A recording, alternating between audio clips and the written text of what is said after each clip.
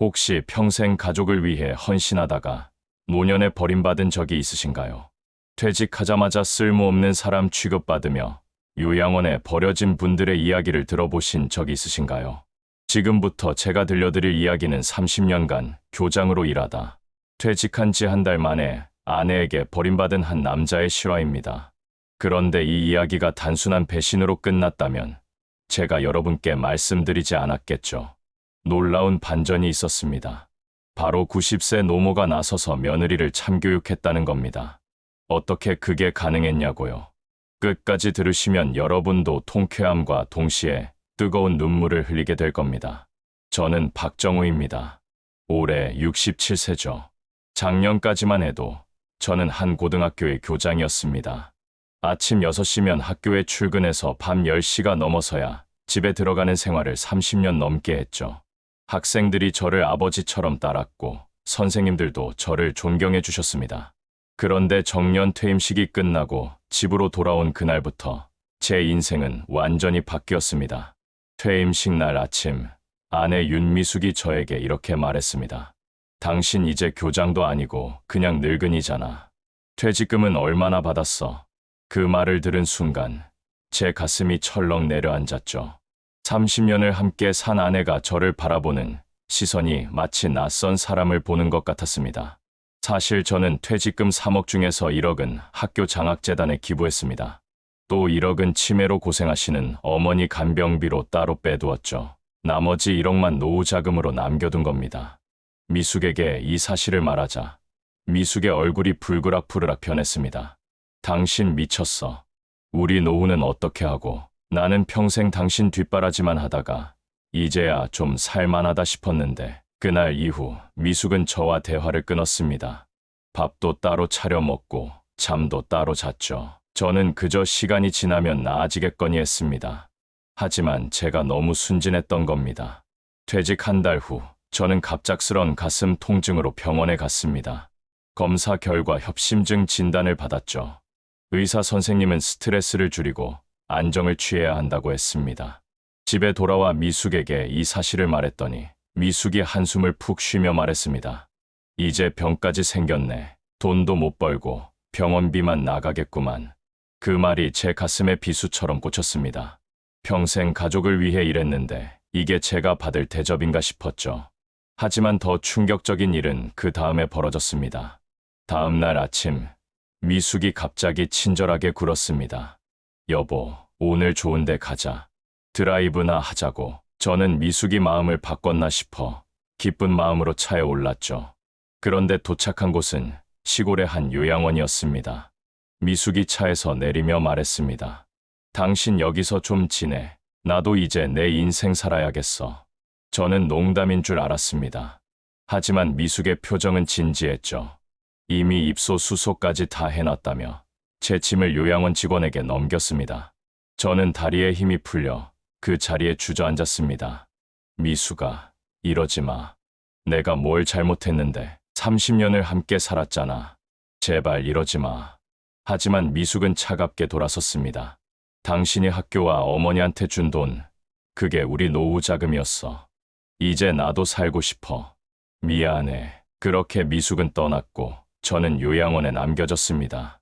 평생 학생들을 가르치고 학교를 이끌었던 교장이 하루아침에 요양원 301호실 환자가 된 겁니다. 그날 밤, 저는 처음으로 소리내어 울었습니다.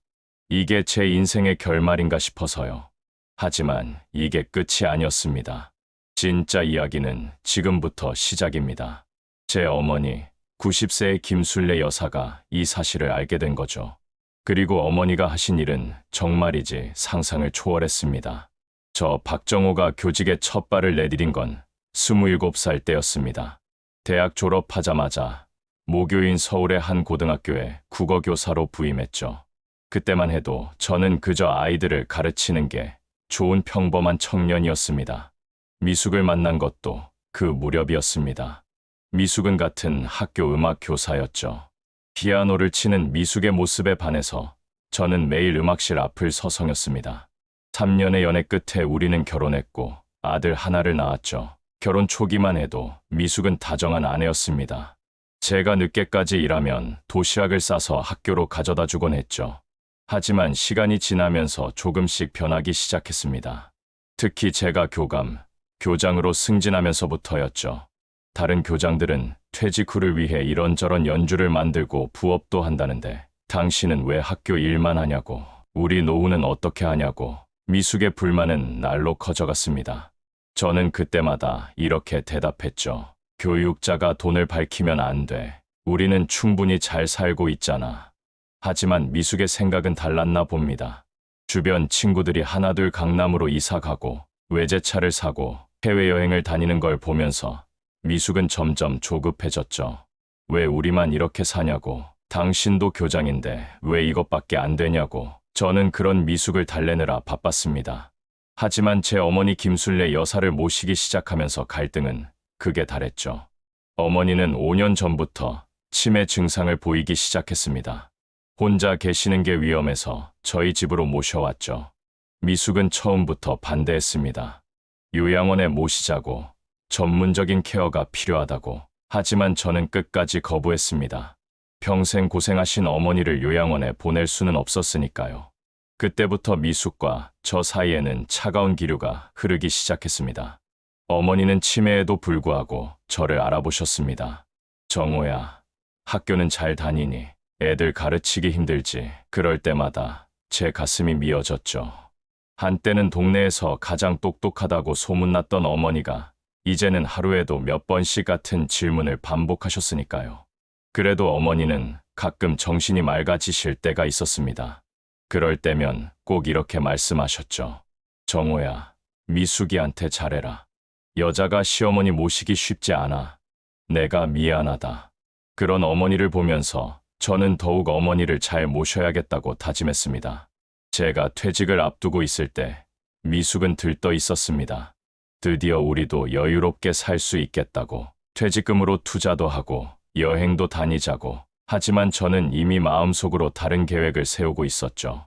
30년 동안 제가 근무한 학교는 제게 제2의 집이었습니다. 가난한 학생들이 공부를 포기하는 걸 볼 때마다 가슴이 아팠죠. 그래서 퇴직금 일부를 장학금으로 기부하기로 마음먹었습니다. 1억이면 매년 10명의 학생에게 장학금을 줄 수 있었으니까요. 그리고 어머니 간병비도 따로 마련해야 했습니다. 치매가 악화되면서 전문 간병인이 필요했거든요. 1억이면 어머니가 돌아가실 때까지 충분히 케어할 수 있을 거라 생각했습니다. 퇴직식 날 학생들과 선생님들이 제게 꽃다발을 안겨주며 울었습니다. 교장 선생님, 정말 수고하셨습니다. 잊지 않겠습니다. 저도 울컥했죠. 30년의 교직 생활이 주마등처럼 스쳐갔습니다. 그날 저녁 집에 돌아와서 미숙에게 퇴직금 사용 계획을 말했습니다. 미숙의 얼굴이 순식간에 일그러졌죠. 뭐라고? 3억 중에 1억만 남긴다고? 당신 정말 미쳤구나. 우리 앞으로 30년은 더 살아야 하는데 1억으로 어떻게 살아? 저는 조용히 대답했습니다.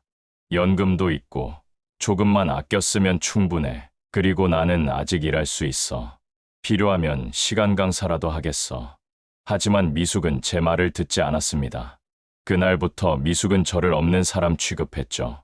일주일 후 저는 가슴 통증으로 쓰러졌습니다. 병원에서는 스트레스성 협심증이라고 했죠. 약을 먹으면서 안정을 취하면 괜찮아진다고 했지만 집에서의 냉대는 오히려 제 병을 악화시켰습니다. 그리고 그 일이 벌어진 겁니다. 미숙이 저를 요양원에 버린 거죠. 301호실에 혼자 남겨진 저는 천장을 바라보며 생각했습니다. 이게 정말 내 인생의 끝인가? 평생 올바르게 살려고 노력했는데 이게 그 대가인가? 하지만 신은 저를 버리지 않았습니다.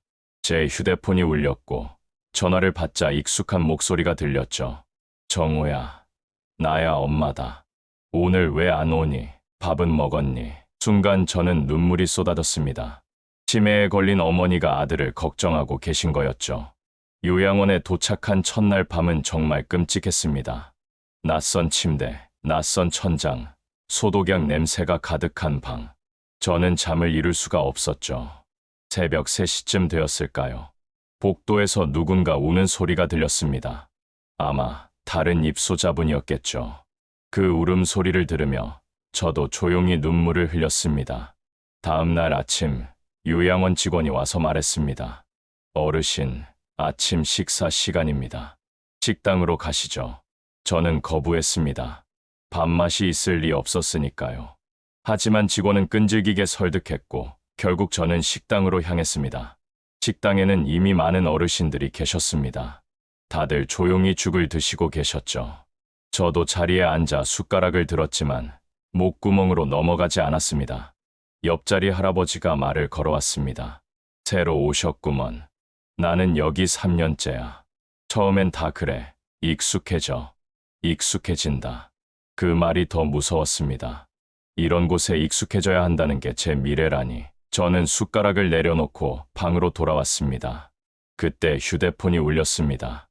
아들 정민이었죠. 아빠, 어디야? 엄마가 해외여행 간다고 하는데 아빠는 왜 같이 안 가? 저는 뭐라고 대답해야 할지 몰랐습니다. 사실대로 말하자니 아들에게 상처가 될 것 같고 거짓말을 하자니 양심이 허락하지 않았죠. 그저 이렇게 말했습니다. 아빠는 좀 쉬려고 시골에 와 있다. 걱정하지 마라. 정민이는 의아해하면서도 더 묻지 않았습니다. 아빠 건강 조심하고 할머니 안부도 전해드려. 전화를 끊고 나니 더 서러웠습니다. 미숙은 정말로 해외여행을 떠났나 봅니다. 아마 유럽 패키지 여행이겠죠.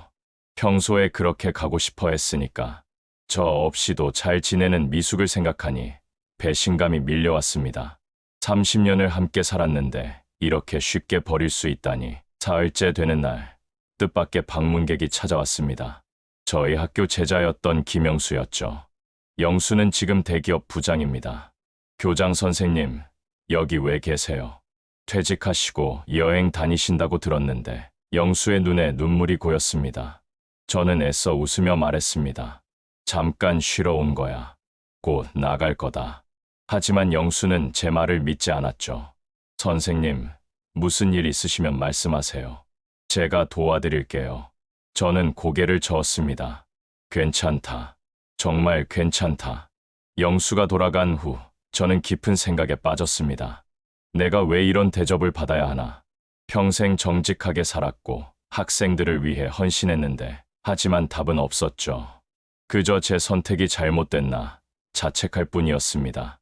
그런데 그날 저녁 놀라운 일이 벌어졌습니다. 어머니가 요양원으로 찾아오신 겁니다. 정확히는 어머니를 돌보는 간병인 박 씨의 아주머니가 모시고 온 거였죠.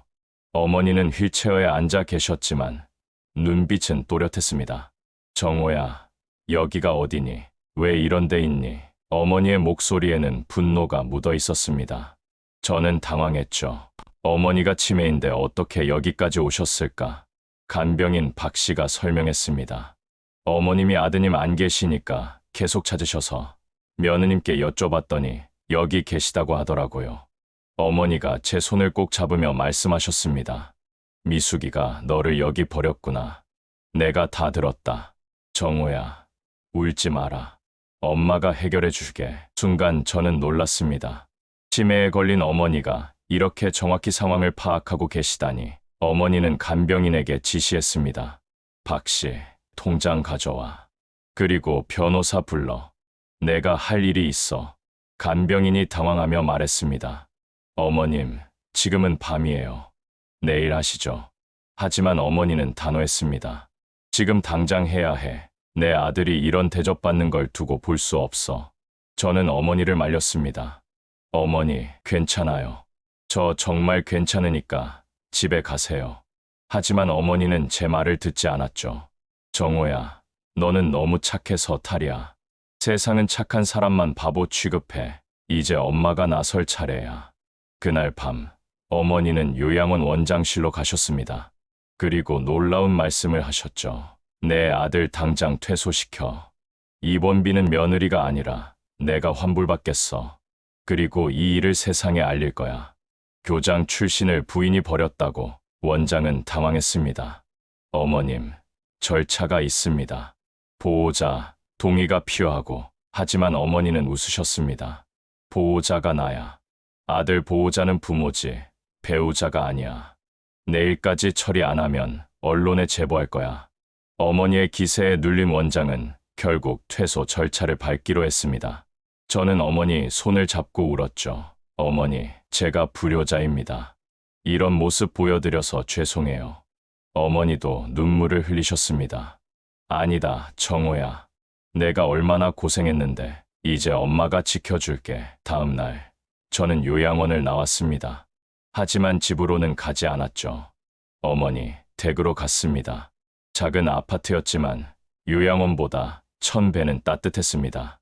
어머니는 제게 된장찌개를 끓여주시며 말씀하셨습니다. 정호야, 이제 시작이야. 미숙이한테 본때를 보여줘야지. 저는 어머니를 말렸습니다. 어머니, 그냥 두세요. 저는 괜찮아요. 하지만 어머니의 눈빛은 단호했죠. 안 돼. 내가 평생 얼마나 성실하게 살았는데 그런 너를 버린 며느리를 그냥 둘 수 없어. 이건 정의의 문제야. 김술래 여사의 과거를 아는 사람은 많지 않습니다. 어머니는 1935년생으로 일제강점기와 한국전쟁을 모두 겪으신 분이죠. 젊은 시절에는 초등학교 교사였고 아버지를 일찍 여의신 후 혼자서 저를 키우셨습니다. 어머니는 강단 있는 분이었습니다. 동네에서 불의를 보면 참지 못하셨죠.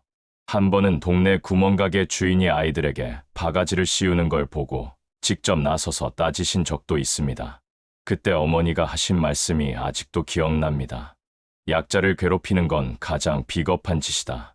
치매 진단을 받으신 후에도 어머니의 그런 성격은 변하지 않았습니다. 오히려 더 직설적이 되셨죠. 필터가 사라진 거라고 할까요? 하지만 그 중심에는 언제나 정의감이 있었습니다.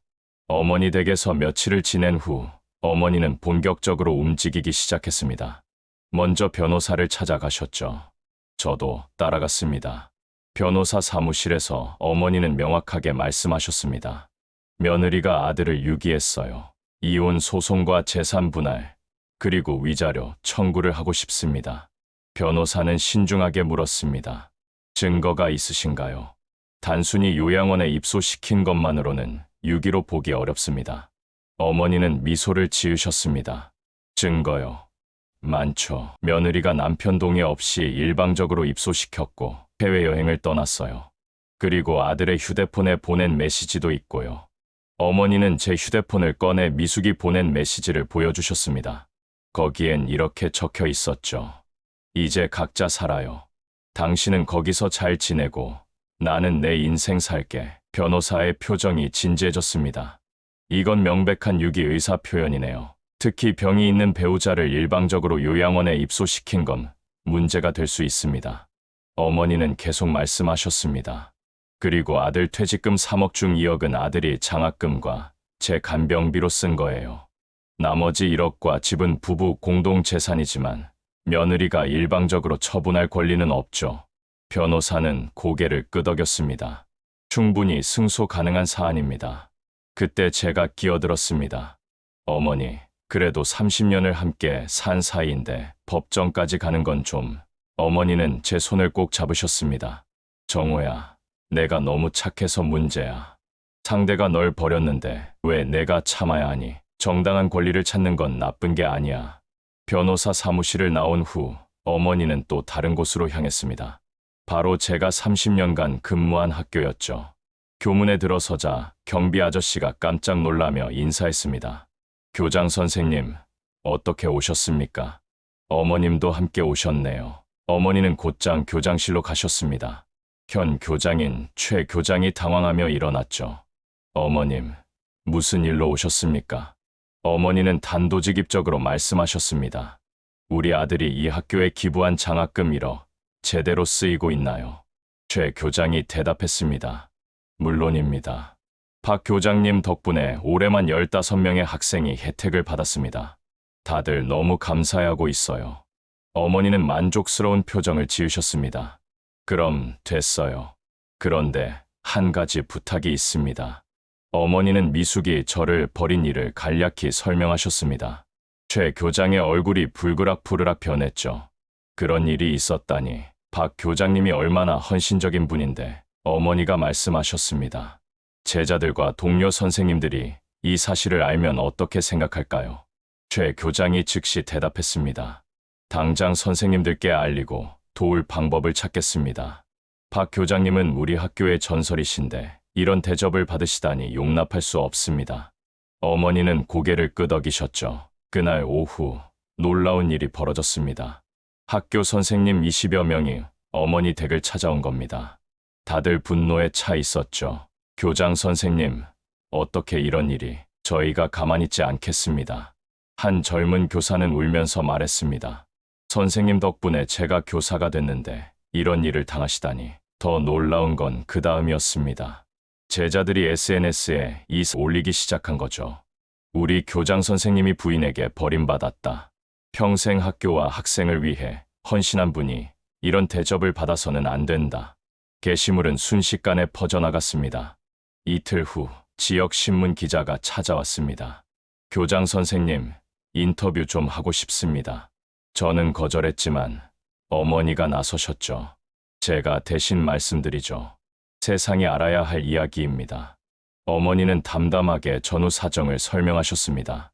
아들이 얼마나 성실하게 살았는지, 퇴직금을 어떻게 썼는지, 그리고 며느리가 어떻게 아들을 버렸는지. 기자는 충격을 받은 표정이었죠. 이건 정말 기사화해야 할 사안입니다. 하지만 저는 막았습니다. 기사는 쓰지 말아주세요. 미숙도 한때는 제 아내였으니까요. 어머니가 제 팔을 잡으셨습니다. 정호야, 내가 참으면 누가 너를 지켜주니? 하지만 저는 고개를 저었죠. 조용히 해결하고 싶습니다. 그때 제 휴대폰이 울렸습니다. 미숙이었죠. 목소리에 당황함이 묻어났습니다. 여보, 무슨 일이야? 학교에서 연락이 왔는데, 그리고 변호사한테서도 연락받았어. 이혼 소송이라니, 무슨 소리야?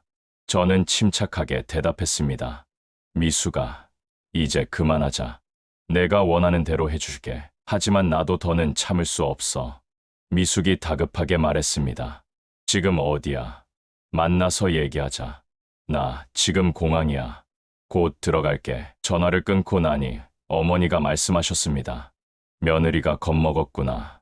이제야 정신을 차리나 보네. 하지만 늦었어. 이미 엎질러진 물이야. 정호야, 이번엔 절대 물러서지 마라. 미숙이 유럽에서 급히 돌아온 건 사흘 후였습니다. 어머니, 댁 현관문을 두드리는 소리가 요란했죠. 여보, 나야. 문 좀 열어. 우리 대화 좀 하자. 저는 문을 열었습니다. 미숙은 초췌한 얼굴이었죠. 아마 비행기에서 한숨도 못 잤나 봅니다. 미숙이 거실로 들어오자 어머니가 휠체어에 앉아 기다리고 계셨습니다. 어머니의 눈빛은 차가웠죠. 앉아라, 며느리. 할 말이 많구나. 미숙은 당황한 표정으로 앉았습니다. 어머니, 저는요. 어머니가 손을 들어 미숙의 말을 막았습니다. 먼저 내 말부터 들어. 너는 내 아들을 버렸어. 병든 남편을 요양원에 버리고 혼자 여행을 갔지. 그것도 아들한테 알리지도 않고. 미숙의 얼굴이 빨갛게 달아올랐습니다. 미숙이 변명했습니다. 어머니, 그게 아니에요. 저는 잠시 떨어져 있으려고 한 거예요. 정호 씨가 너무 고집이 세서 퇴직금을 다 날려버렸잖아요. 우리 노후는 어떻게 하고요? 어머니가 콧방귀를 뀌셨습니다. 노후, 그래. 노후가 그렇게 중요하니. 그럼 남편은 중요하지 않니? 미숙이 목소리를 높였습니다. 어머니는 모르세요. 30년 동안 얼마나 답답했는지. 다른 교장들은 다들 부자인데 정호 씨만 가난해요. 능력이 없는 건지 욕심이 없는 건지. 어머니가 테이블을 탁 치셨습니다. 그게 자랑이니 돈만 밝히는 게. 저는 두 사람 사이에서 난감했습니다. 어머니, 미숙아, 둘 다 진정해. 일단 차분히 얘기하자. 하지만 어머니는 멈추지 않으셨죠. 며느리, 너는 정호가 왜 가난한지 아니? 너랑 아들 뒷바라지하고 학생들 도우느라 그런 거야. 그런 남편이 부끄럽니? 미숙이 울기 시작했습니다. 저도 힘들었어요. 30년 동안 참고 살았다고요. 이제 좀 편하게 살고 싶었는데 퇴직금마저 남주고. 저는 뭐예요? 평생 희생만 하고 살라고요. 어머니가 냉정하게 말씀하셨습니다. 희생? 내가 뭘 희생했니? 좋은 집에서 살고 교장 부인 대접받고 아들도 잘 키웠잖아. 그런데 남편이 병들자 버렸지. 그게 희생이니? 그때 현관문이 열리고 누군가 들어왔습니다. 아들 정민이었죠. 정민은 상황을 파악하고는 충격받은 표정이었습니다. 엄마, 아빠를 요양원에 버렸다고. 그게 사실이야. 미숙이 당황하며 말했습니다. 정민아, 그게 아니라. 정민이 목소리를 높였습니다. 엄마, 어떻게 그럴 수가 있어. 아빠가 평생 우리 가족을 위해 일했는데 아빠가 무슨 죄가 있다고. 미숙이 울며 말했습니다. 너는 모르겠지. 엄마가 얼마나 힘들었는지. 정민이 단호하게 말했습니다. 아니, 나도 알아. 엄마가 늘 돈 얘기만 했잖아. 아빠한테 왜 그렇게 가난하냐고. 하지만 나는 자랑스러웠어. 우리 아빠가 청렴한 교육자라는 게. 근데 엄마는 그런 아빠를 버렸네. 미숙이 무너졌습니다. 바닥에 주저앉아 통곡했죠. 미안해. 정말 미안해. 내가 잘못했어. 하지만 어머니는 차가웠습니다. 이제 와서 미안하다고. 늦었어. 정호가 받은 상처는 어떻게 할 건데. 저는 미숙을 일으켜 세웠습니다. 미숙아, 일어나. 우리 차분히 얘기하자. 미숙이 제 손을 잡으며 애원했습니다. 여보, 한 번만 용서해줘. 내가 미쳤었어. 다시는 안 그럴게. 제발. 하지만 저는 이미 마음을 정한 상태였습니다. 미숙아, 우리 이혼하자. 더는 함께 살 수 없을 것 같아. 내가 나를 버린 순간 우리 부부는 끝난 거야. 미숙이 절규했습니다. 안 돼. 30년을 함께 살았는데 이렇게 끝낼 수는 없어. 어머니가 말씀하셨습니다. 30년. 그래, 30년 동안 정호가 얼마나 노력했는데. 그런데 너는 단 하루 만에 그를 버렸어. 이제 와서 30년을 말하니 염치가 있니? 정민이 아버지인 저를 부축했습니다. 아빠, 이제 우리 집으로 가요. 내가 모실게. 엄마는 알아서 하겠지. 미숙이 정민의 팔을 잡았습니다. 정민아, 엄마를 버리지 마. 제발. 정민이 차갑게 말했습니다. 엄마가 먼저 아빠를 버렸잖아. 이제 그 대가를 치르는 거야. 그리고 돌아섰습니다. 아빠, 할머니, 가시죠. 그날 저는 정민의 집으로 갔습니다. 며느리가 따뜻하게 맞아주었죠. 아버님, 그동안 고생 많으셨어요. 이제 저희가 모실게요. 손자, 손녀들도 할아버지를 반갑게 맞았습니다. 할아버지, 우리 집에 오신 거 환영해요. 한편 미숙은 혼자 집으로 돌아갔다고 들었습니다. 그 큰 집에 혼자 남은 미숙을 생각하니 마음 한구석이 아팠지만 이미 돌이킬 수 없는 강을 건넌 것 같았습니다. 다음 날, 제가 30년간 가르쳤던 제자들이 하나둘 찾아오기 시작했습니다. 선생님, 들었습니다. 저희가 도와드릴게요. 한 제자는 자신이 운영하는 병원에서 무료로 진료해 주겠다고 했고, 또 다른 제자는 법률 자문을 해주겠다고 했죠. 가장 감동적이었던 건 첫 제자였던 박상준이었습니다. 상준이는 지금 대기업 사장입니다. 선생님, 제가 있는데 어떻게 이런 일을. 선생님은 저희한테 아버지 같은 분인데, 그리고는 봉투를 내밀었습니다. 이건 그동안 받은 은혜의 작은 보답입니다. 저는 거절했습니다. 상준아, 마음만 받을게. 나는 괜찮다. 하지만 상준이는 끝까지 고집했죠. 선생님이 저희한테 가르쳐 주신 게 뭔지 아세요? 받은 것은 반드시 갚아야 한다고요. 이제 저희가 갚을 차례입니다. 주변에 이런 일을 겪는 어르신이 계시다면 이 이야기를 꼭 들려주세요. 혼자가 아니라는 걸, 도와줄 사람들이 있다는 걸 알려주세요. 구독과 좋아요도 부탁드립니다. 김순례 여사의 참교육은 이제부터 본격적으로 시작되었습니다. 어머니는 먼저 미숙의 친정 부모님을 찾아가셨죠. 저도 따라갔습니다. 미숙의 부모님은 80대 중반의 노부부였습니다. 사돈어른, 미숙이가 한 일 아시나요? 어머니의 직설적인 질문에 미숙의 어머니가 당황했습니다. 무슨 일이 있었나요? 어머니는 차분하게 전후 사정을 설명하셨죠. 미숙의 아버지가 벌떡 일어났습니다. 그 못된 것이 그런 짓을 했단 말이오. 미숙의 어머니는 눈물을 흘렸습니다. 우리가 잘못 키웠나 봅니다. 어떻게 남편을 버릴 수가 있담. 미숙의 아버지가 전화기를 들었습니다. 당장 집으로 오라고 해야겠소. 그리고는 미숙에게 전화를 걸었죠. 너 지금 당장 집으로 와. 내가 한 짓이 뭐냐. 평생 교육자로 살아온 사위를 요양원에 버리다니 인간이 할 짓이냐. 전화 너머로 미숙의 울음소리가 들렸습니다. 아빠, 저도 힘들었어요. 미숙의 아버지가 호통을 쳤습니다. 힘들다고 남편을 버려. 그럼 우리도 늙어서 힘들면 너한테 버림받는 거냐? 당장 사위한테 사죄하고 용서를 빌어. 안 그러면 넌 우리 딸이 아니다. 어머니가 말씀하셨습니다. 사돈어른, 이미 늦었습니다. 정호가 받은 상처는 너무 큽니다. 이혼 절차를 밟을 겁니다. 미숙의 어머니가 무릎을 꿇었습니다. 사돈어른, 제발 한 번만 용서해 주세요.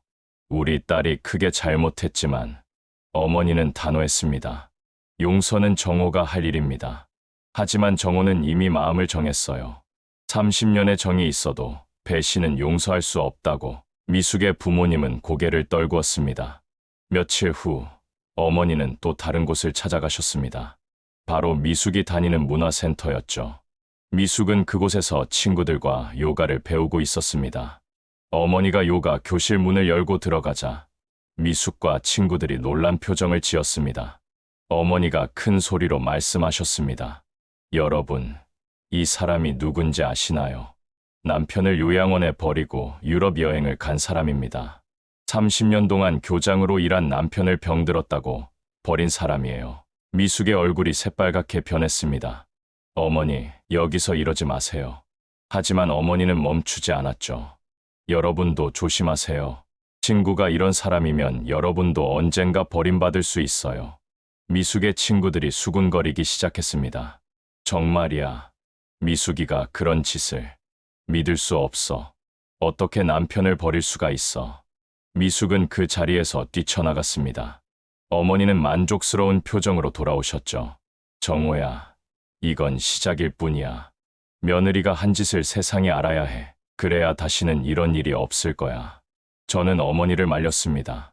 어머니, 너무 하시는 것 아니에요. 미숙도 나름 힘들었을 거예요. 어머니가 제 손을 잡으셨습니다. 정호야, 넌 너무 착해. 그래서 이용당하는 거야. 세상은 호락하지 않아. 나쁜 짓을 한 사람은 벌을 받아야 해. 그래야 정의가 사는 거야. 그 무렵 지역신문에 기사가 났습니다. 제가 막았는데도 결국 기자가 기사를 쓴 거죠. 제목은 이랬습니다. 30년 헌신한 교장, 아내에게 버림받다. 기사 내용은 사실 그대로였지만 미숙의 실명은 빼고 처리했습니다. 기사가 나자 반응은 폭발적이었습니다. 댓글이 수백 개 달렸죠. 어떻게 이런 일이, 그 아내는 인간이 아니다. 교장 선생님 힘내세요. 우리가 응원합니다. 심지어 방송국에서도 연락이 왔습니다. 인터뷰를 하고 싶다고. 저는 모든 인터뷰를 거절했습니다. 하지만 어머니는 달랐죠. 어머니는 한 시사 프로그램에 출연하셨습니다. 그리고 담담하게 말씀하셨습니다. 노인을 버리는 사회는 병든 사회입니다. 특히 평생 헌신한 사람을 버리는 건 용서할 수 없는 일이죠. 방송이 나간 후 미숙은 완전히 고립되었습니다. 직장에서도 눈총을 받았고 친구들도 떠났죠. 심지어 미숙이 다니던 미용실에서도 거부당했다고 들었습니다. 손님들이 불편해한다면서요. 한 달쯤 지났을 때 미숙이 찾아왔습니다. 초췌한 모습이었죠. 여보, 제발 용서해줘. 내가 미쳤었어. 다시는 안 그럴게. 무릎을 꿇고 빌었습니다. 하지만 저는 이미 마음을 정한 상태였죠. 미숙아, 늦었어. 우리는 더 이상 부부가 아니야. 이혼 서류는 변호사를 통해 보낼게. 재산은 법대로 나누자. 미숙이 절규했습니다. 30년이야. 30년을 함께 살았는데 이렇게 끝내면 안 돼. 어머니가 나타나셨습니다. 30년. 그 30년 동안 정호가 얼마나 너를 사랑했는데. 그런데 너는 단 하루 만에 그를 버렸어. 이제 와서 30년을 말하지 마라. 미숙이 어머니께 매달렸습니다. 어머니, 제발 한 번만 용서해 주세요. 제가 정말 잘못했어요. 어머니는 차갑게 돌아서셨습니다. 용서는 하늘이 하는 거야. 나는 너를 용서할 수 없어. 이혼 소송이 진행되면서 놀라운 사실들이 밝혀졌습니다. 변호사가 미숙의 재산을 조사하던 중 숨겨진 통장을 발견한 거죠. 거기엔 3억이 넘는 돈이 있었습니다. 미숙이 30년 동안 몰래 모은 비자금이었던 겁니다. 변호사가 설명했습니다. 박 교장님, 이건 부부 공동 재산입니다. 그런데 부인이 숨긴 거죠. 이혼 시 재산 분할에서 불리하게 작용할 겁니다. 저는 충격을 받았습니다. 미숙이 그렇게 많은 돈을 숨기고 있었다니. 그러면서 늘 돈이 없다고, 가난하다고 불평했던 거였죠. 더 충격적인 건 그 돈의 출처였습니다. 미숙은 제가 모르게 부업을 하고 있었던 겁니다. 피아노 레슨을 하면서 받은 돈을 전부 숨긴 거죠. 심지어 제가 어머니 병원비로 쓰라고 준 돈 중 일부도 빼돌린 흔적이 있었습니다. 변호사가 말했습니다. 이건 명백한 배임입니다. 교장님이 치료비로 쓰라고 준 돈을 다른 용도로 쓴 거니까요. 형사 고발도 가능합니다. 하지만 저는 고개를 저었습니다. 그것까지는 하고 싶지 않아요. 그냥 이혼만 하면 됩니다. 어머니가 화를 내셨습니다. 정호야, 왜 또 참니? 그년이 널 어떻게 대했는데, 돈까지 숨기고 너를 버렸는데. 저는 조용히 말했습니다. 어머니, 저도 완벽한 남편은 아니었어요. 미숙이 나름대로 힘들었을 거예요. 그때 정민이가 새로운 사실을 알려줬습니다. 아빠, 엄마가 다른 남자를 만나고 있었대요. 동네 사람들이 봤다고 하더라고요. 저는 머리를 한 대 맞은 것 같았습니다. 설마 그것까지는 아니겠지 싶었는데 정민이 계속 말했습니다. 그 남자는 부동산 업자래요. 엄마가 우리 집을 팔려고 상담했다는데요. 아빠, 몰래요. 저는 힘없이 의자에 주저앉았습니다. 30년의 결혼 생활이 이렇게 무너지는구나 싶었죠. 어머니가 제 어깨를 두드리셨습니다. 정호야, 이제 알았지. 미숙이는 처음부터 너를 사랑한 게 아니었어. 돈과 지위를 사랑한 거야. 그런 여자한테 미련 가질 필요 없어. 며칠 후 법원에서 첫 조정이 있었습니다. 미숙은 변호사와 함께 나타났죠. 여전히 초췌한 모습이었지만 눈빛은 날카로웠습니다. 미숙의 변호사가 말했습니다. 저희 의뢰인은 위자료 5억을 요구합니다. 30년의 세월을 보상받아야 합니다. 제 변호사가 코웃음을 쳤습니다. 위자료요. 오히려 박 교장님이 받아야 할 판입니다. 유기, 는니, 불륜까지 증거가 다 있습니다. 미숙의 얼굴이 창백해졌습니다. 불륜이라니 무슨 소리예요? 제 변호사가 서류를 꺼냈습니다. 부동산 업자 김모 씨와의 만남, 날짜, 시간, 장소까지 다 기록되어 있습니다. 증인도 있고요. 미숙이 울먹였습니다. 그건 오해예요. 집 매매 상담만 한 거예요. 조정관이 말했습니다. 일단 쌍방 합의를 권합니다. 재산은 법대로 분할하고 위자료는 서로 청구하지 않는 걸로 하시죠. 저는 동의했습니다. 하지만 미숙은 끝까지 버텼죠. 아니에요. 저도 받을 게 있어요. 그때 방청석에서 누군가 일어났습니다. 제가 30년간 가르친 제자 100명이 법원에 온 거였죠. 한 제자가 큰 소리로 말했습니다. 재판장님, 저희는 박정호 교장 선생님의 제자들입니다. 선생님이 얼마나 훌륭한 분인지 증언하러 왔습니다. 또 다른 제자가 말했습니다. 선생님은 월급의 절반을 가난한 학생들 도우는 데 쓰셨습니다. 저도 그 덕분에 대학을 갔고요. 그런 선생님을 부인이 버렸다는 게 말이 됩니까? 조정관이 당황했습니다. 여러분, 조용히 해주세요. 이건 부부 문제입니다. 하지만 제자들은 물러서지 않았죠. 한 여제자가 울면서 말했습니다. 선생님은 저희 아버지였어요. 그런 분을 이렇게 대하는 건 용서할 수 없어요. 미숙은 결국 무너졌습니다. 알겠어요. 제가 잘못했어요. 위자료 안 받을게요. 그냥 이혼해 주세요. 그리고 법정을 뛰쳐나갔죠. 제자들은 박수를 쳤습니다. 선생님, 이제 새 출발하세요. 저희가 있잖아요. 법원을 나오면서 저는 눈물이 났습니다. 30년의 교직 생활이 헛되지 않았구나. 제자들이 이렇게 나를 기억해 주는구나.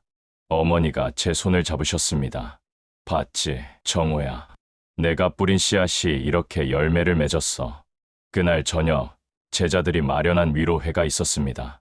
300명이 넘는 제자들이 모였죠. 다들 성공한 사회인이 되어 있었습니다.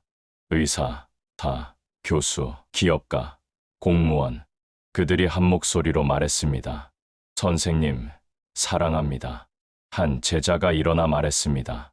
선생님, 저희가 장학재단을 만들었어요. 이름은 정호 장학회입니다. 매달 100명이 10만 원씩 내서 매년 1억 2천만 원을 모금할 거예요. 선생님 이름으로 가난한 학생들을 도울 겁니다. 저는 감격해서 말을 잇지 못했습니다. 너희들이 이런 걸 준비했구나. 고맙다. 정말 고맙다. 제자들이 다가와 저를 안았습니다. 선생님이 저희한테 가르쳐 주신 거예요. 사랑은 돌고 돈다고. 한편 미숙은 완전히 고립된 삶을 살게 되었습니다. 친구들도 가족들도 등을 돌렸죠.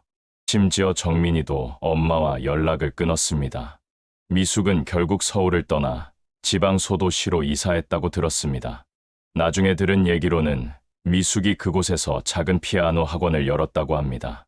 예전의 화려함은 사라지고 조용히 살고 있다고요.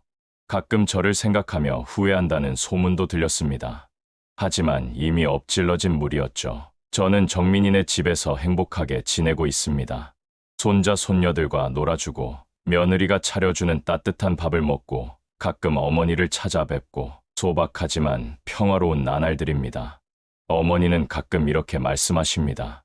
정호야, 이제 알겠니? 진짜 재산은 돈이 아니라 사람이야. 내가 평생 쌓은 인덕이 너를 지켜준 거야. 저는 고개를 끄덕입니다. 네, 어머니, 이제야 알 것 같아요. 제자들은 여전히 저를 찾아옵니다. 스승의 날이면 수백 명이 모여 잔치를 벌이죠. 그럴 때마다 저는 생각합니다. 이게 진짜 성공한 인생이구나. 돈이 아니라 사람을 남긴 인생 말입니다. 혹시 이 이야기를 듣고 계신 분 중에 비슷한 아픔을 겪고 계신 분이 있다면 포기하지 마세요. 당신이 평생 쌓은 선행은 반드시 돌아옵니다. 때로는 배우자가 등을 돌려도 자식이 알아주지 않아도 어딘가에서 누군가는 당신을 기억하고 있습니다. 그러니 희망을 잃지 마세요. 이혼이 최종 확정된 지 1년이 지났습니다. 저는 이제 68세가 되었죠. 협심증도 많이 좋아졌고 무엇보다 마음이 편안해졌습니다. 매일 아침 6시에 일어나 산책을 하고 오전에는 동네 도서관에서 책을 읽습니다. 오후에는 제자들이 만든 정호 장학회 일을 돕습니다. 장학생을 선발하고 그들의 고민을 들어주고 조언을 해주죠. 작년에 저희 장학금을 받은 학생이 대학에 합격했다는 소식을 들었을 때 정말 뿌듯했습니다. 정민이는 이제 완전히 제 편이 되었습니다. 아빠, 제가 어렸을 때는 몰랐는데 이제야 아빠가 얼마나 대단한 분인지 알겠어요. 저도 아빠처럼 살고 싶어요. 정민이의 그 말에 저는 눈물이 났죠. 며느리도 정말 잘해줍니다. 아버님, 저희가 있는데 외롭지 않으시죠? 저희가 끝까지 모실게요. 손자 손녀들도 할아버지를 자랑스러워합니다.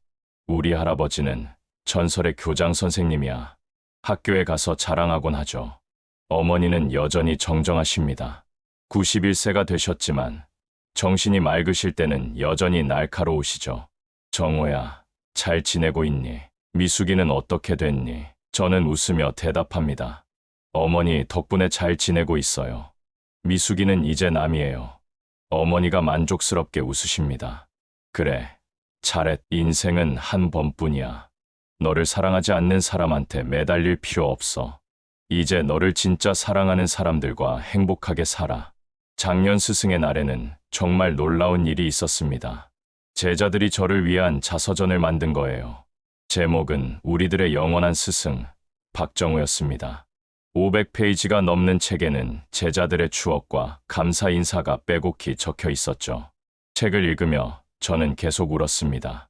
제가 기억하지 못하는 일들까지 제자들은 다 기억하고 있었던 거예요. 어떤 제자는 제가 도시락을 싸준 일을 기억하고 어떤 제자는 제가 학비를 대준 일을 기억하고 있었습니다.